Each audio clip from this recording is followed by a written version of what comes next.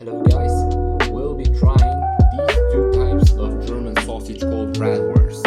This is the original one and the wild one. Now let's see what the consistency is. Minced meat, condensed in minced meat from pigs, cows, sheep and chicken and who knows whatever farm animal you can find.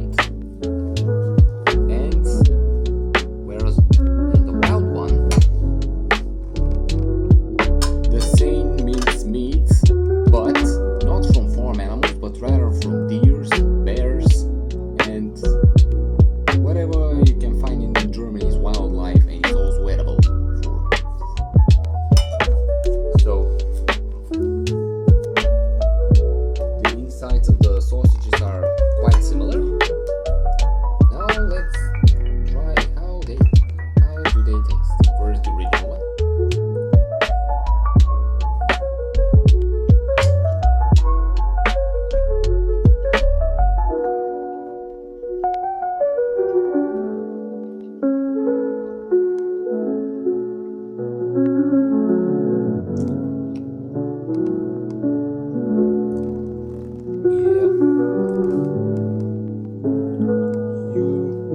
You actually cannot tell whose meat, from which meat the sausage is made.